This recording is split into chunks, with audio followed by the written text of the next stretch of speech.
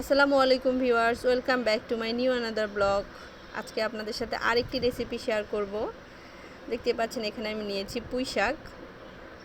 এটা যারা পছন্দ করেন অবশ্যই খেয়ে দেখবেন। আলু কেটে নিয়েছি, পেঁয়াজ, মরিচ, পরিমাণ মতো ঝাল যতটুকু খাবেন এভাবে দিবেন। এখানে লবণ 1 চামচ, মরিচের গুঁড়া, জিরা, হলুদ 1/2 চামচ করে নিয়েছি।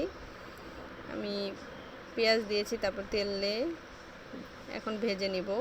আমার ভাজা হয়ে গেছে। এখন আমি কেটে রাখা আলু আর মরিচগুলো দিয়ে দিব, নাড়াচাড়া করে নিব। তারপরে একটু মশলাগুলো যেগুলো নিয়েছিলাম, হলুদ, লবণ, সেগুলো দিয়ে দিব। নাড়াচাড়া করে আমি এখানে 1 কাপ পানি অ্যাড করব।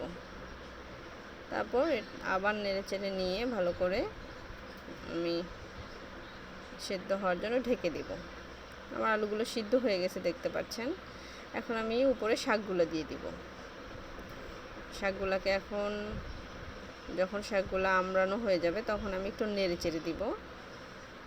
সুন্দর করে ভালো করে নাড়াচাড়া করতে হবে। আপনারা যারা ঝোল সহ খেতে পছন্দ করেন ঝোল রাখতে পারেন, তবে এটা শুকনাই ভালো লাগে। শুকনো করে খেয়ে দেখবেন, একদম শুকিয়ে নেবেন। আমার হয়ে গেছে। এটা মেসের জাতীয় খাবার, যারা মেসে থাকেন জানেন। ভিডিওটা কেমন হলো অবশ্যই কমেন্টসে জানাবেন। বাসায় করে দেখবেন, অবশ্যই ভালো লাগবে। আর ভালো থাকবেন সবাই। আল্লাহ হাফেজ।